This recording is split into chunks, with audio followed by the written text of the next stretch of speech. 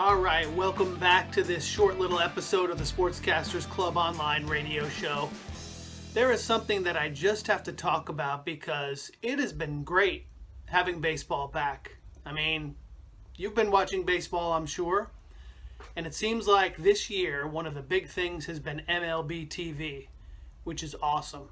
MLB TV, for any baseball fan, it's fantastic because you can watch virtually any game that's on anytime. And I think back to when I was 16, 18, 20 years old, what I would have done to have all those games at my disposal.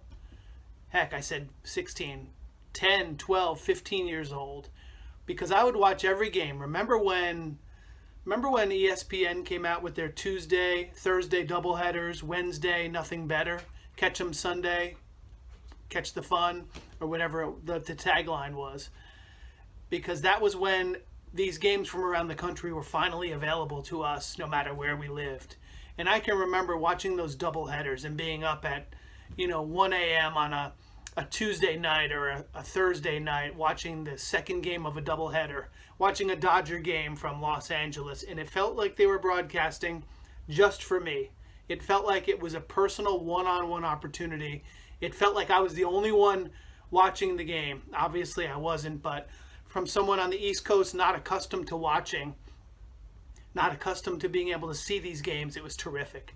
So that was a breakthrough moment when Baseball Tonight and ESPN and baseball became just a fantastic thing. And I was growing up at the time, so that was great. But the thing that I wanted to mention today is I've been watching a lot of baseball so far this year on the MLB network. And one of the things that has really become apparent is obviously broadcast teams are dealing with a different dynamic, because most of the time they're in a studio, they're in a remote location, they're not traveling with the team, so they're not broadcasting on the scene of the event in many cases. And I'm not going to name names, but sideline reporting has been something we've talked about a lot here on this channel. And we've talked about the role of a sideline reporter. And if you haven't seen that, go back and check out our previous materials, or you can certainly learn more at sportscastersclub.com.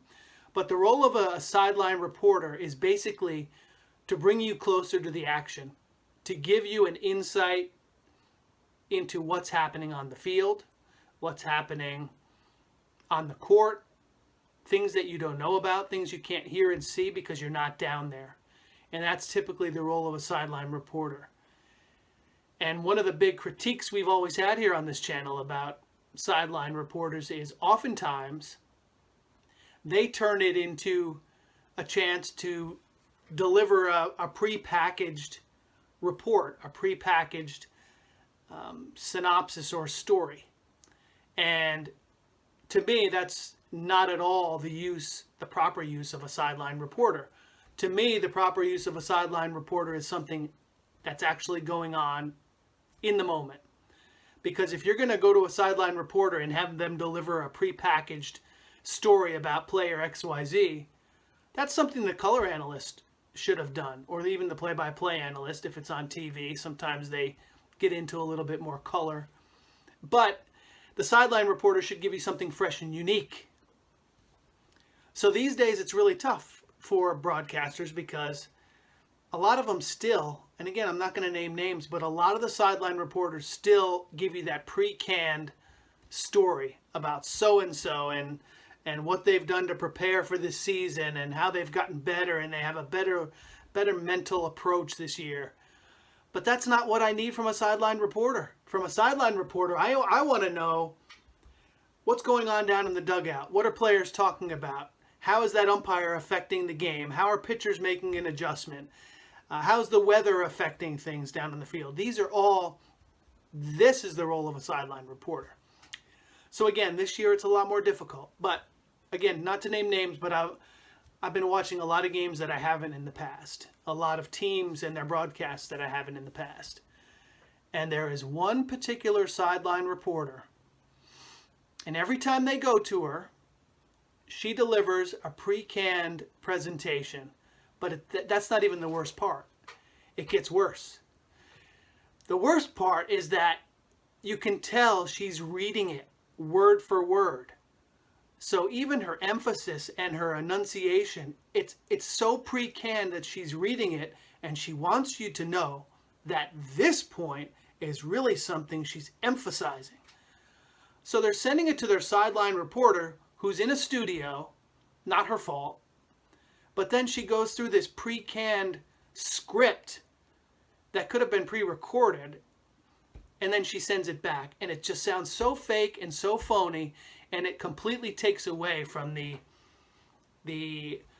aspect of a game that you don't know what's going to happen. The fact that when you're at a game, it's spontaneous, and it takes the spontaneity right away.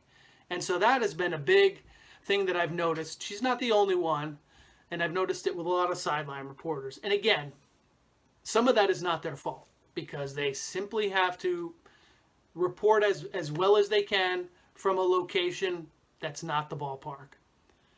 But it does certainly illuminate something we've talked about a lot here on this channel, the fact that a sideline reporter has a distinguished role, and they should stick to that role. And elsewhere, you've got color, you've got play-by-play, and then certainly people behind the scenes that have their roles. So see if you notice that when you're watching games on MLB TV. Take a look. Leave me a comment down in the comment section. Let me know what you're seeing, or if you think I'm just, the old stodgy guy saying get off my lawn, because I can certainly fall into that category sometimes as well too. So hope you found this helpful. I wonder if you're seeing the same thing that I'm seeing. So like this show, share it. We appreciate everyone who has already, and we'll catch you next time.